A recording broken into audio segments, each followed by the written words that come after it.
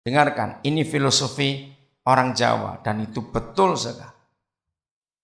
Kalau ada manusia yang tidak pernah kena di salah satu atau salah dua atau salah tiga dari apa yang saya mau katakan, dia pasti bukan orang.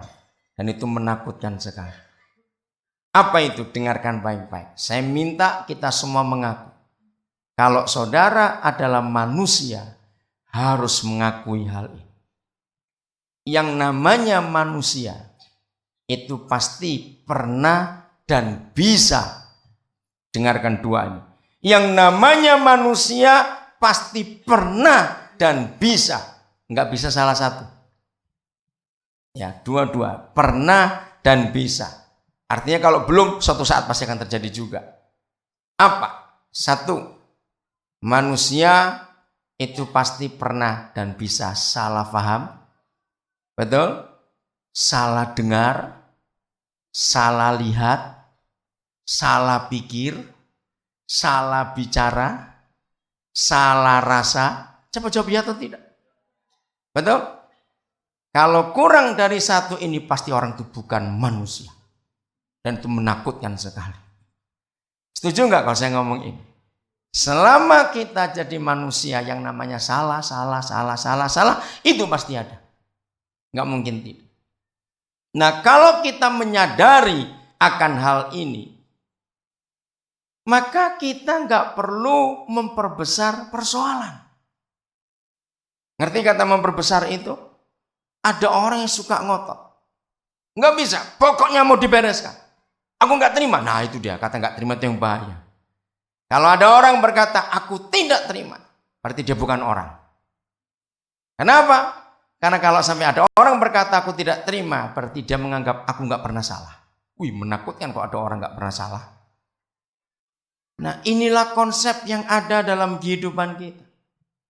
Jadi, mengenal Tuhan, mengenal seseorang, itu berlanjut sampai kita mati. Sampai kita mati. Dan itu tidak bisa berhenti. Petrus yang sudah sehebat itu dapat pewahyuan. Apaku yang menyatakan itu kepadamu? Bisa menyangkal. Sampai pakai sumpah lagi. Saya ingin katakan begini. Jangan ada yang tersinggung dulu. Maka itu bagi saudara yang sibuknya itu dari Senin sampai Sabtu. Karena saya harus bekerja cari uang. Saudara punya tanggungan, kredit ini, kredit itu. Maka saya harus bekerja. Maka itu jangan banyak-banyak kredit. Yang penting saja, kalau enggak usah. Bayangkan, kalau Senin sampai Sabtu, saudara sibuknya luar biasa. Hanya hari Minggu, kita bisa diam begini. Maaf, jangan marah, saya pernah ketemu orang berkata gini, kalau saya itu nggak sungkan dengan majelis saya, pendeta saya buka juga hari Minggu. Wih, hebat juga. Terus saya kayak gini, kenapa sungkan? Buka saja toh. Saudara, bayangkan yang sibuknya itu Senin sampai Sabtu. Lalu hanya hari Minggu bisa duduk diam seperti ini. Bayangkan. Kapan kita mau mengenal Tuhan? Betul? Dalam persahabatan kita, walaupun kita tinggal di satu kota, tapi kalau ketemunya cuma seminggu sekali, kapan bisa kenal? Apalagi dalam satu kali hari Minggu itu nggak full 24 jam. Masa kita kebaktian itu 24 jam? Kasihan Pak Eli nanti. Cuma berapa jam? Nah, ayo kita pikir ini, saudara. Bagaimana caranya kita bisa mencari waktu, menemukan waktu untuk kita bisa mengenal Tuhan kita itu bagaimana? Ingat, Petrus ini sekolah dengan Tuhan Yesus. Kita nggak ketemu satu ayat pun dalam perjanjian baru yang ditulis begini. Minggu depan libur seminggu sekolahnya.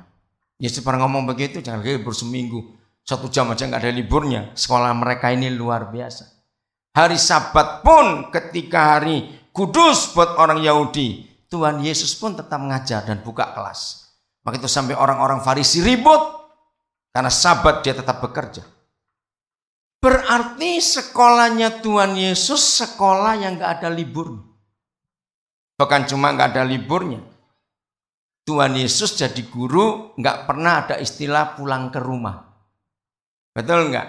Dia jadi guru itu 24 jam penuh sebab mereka ber-13 bareng terus. Terus sama-sama. Terus. Hebat sekali. Tidak ada hari liburnya. Sampai hari ini itu masih ada perdebatan, belum ketemu jawabannya. Karena di antara 12 murid itu hanya Petrus yang disebut punya mama mantu. Kalau dia punya mertua, berarti dia punya istri. Nah ini masih jadi perdebatan sampai hari ini. Kalau dia punya istri, kenapa nggak pernah disebut? Berdebat lagi, kalau dia punya istri berarti punya anak. Di mana anak? Perdebatan lagi, kalau dia punya istri, wah kejam sekali Tuhan Yesus, kok nggak boleh pulang dia? Itu banyak perdebatan. Nah waktu saya ikut ngomong dengan mereka, sudahlah nggak usah pusing-pusing itu urusan Tuhan. Pokoknya Petrus jadi murid, dah titik gitu aja. Ngapain yang nggak ditulis kita cari-cari? Sombong betul, yang ditulis saja belum dilakukan. Itu memang perdebatannya sampai hari ini. Nah mari kita lihat ini. Berarti Petrus nggak pernah pulang juga. Nah, terus sambil ngomong-ngomong waktu itu, ya sudahlah. Kalau semuanya memperdebatkan yang nggak ada di tulisan, saya pun akan akhirnya gini. Petrus sudah duda, selesai dah, gitu aja. Mau apa ribut-ribut? Ya tapi itu nggak ada tulisannya. Sama kamu juga ngomong nggak ada tulisannya kok. Kenapa pusing? Lalu mereka diam. Entah nggak bilang Petrus duda, beres sudah. Mau apa lagi? Kan punya mama mantu nggak harus punya istrinya, bukan? Loh ya atau tidak? Coba jawab. Betul tidak? Nah, yang penting Petrus nggak pernah libur sekolah, apalagi bolos. Betul? Nah, bayangkan 3,5 tahun jadi murid, masih goblok juga. Apalagi yang cuma seminggu sekali dan rata-rata cuma 3 jam dekatnya dengan Tuhan. Lalu sisa hari lain mau ngapain kita ini? Hubungan kita dengan Tuhan bagaimana? Saudara, ini perkara serius. Maka itu penting pertanyaan ini. Ya, jujur pada diri kita sendiri. Menurut kamu, aku ini siapa? Jangan bilang yang orang Makassar itu sebelum begini, yang orang dan di sana bilang itu jangan bilang orang ini orang itu. Yesus bertanya, menurut kamu, bisakah masing-masing kita menjawab? Menurut kita, pribadi ini loh. Siapa Yesus Tuhan kita? Saudara, kalau ini kita rinci, kita teliti, kita buka dengan jelas, maka akan ketemu sebuah kesimpulan. Ternyata masih banyak orang Kristen yang gak kenal Tuhannya. Kira-kira ya atau tidak? Masih banyak orang Kristen yang gak kenal Tuhan. Tahu saya tahu. Tapi kenal, menurut kamu aku ini siapa? Bukan menurut kata orang. Menurut kamu sendiri. Saudara, ini hal yang luar biasa. 2 minggu lalu, saya ada di Luwuk. Karena untuk mengunjungi juga tim pesat yang di daerah Batu Rube. 4 sekolah kita di sana rusak karena longsor itu. Kami nginap di sebuah penginapan di Luwuk, itu milik orang anak Tuhan GBDI. Begitu saya turun dari mobil dari bandara, tim pesat sudah ada di sana karena mereka biasa nginap di situ. Lalu seorang karyawan penginapan itu ngangkat barang saya. Dan begitu dia ngangkat barang saya itu Roh Kudus bicara sesuatu kepada saya tentang orang ini. Karena penjemputan terlambat, janjinya setelah tiba di hotel, losmen itu langsung saya berangkat lagi ke tempat lain sampai 2 jam. Nah ternyata Tuhan ada maksud saya punya kesempatan ngomong.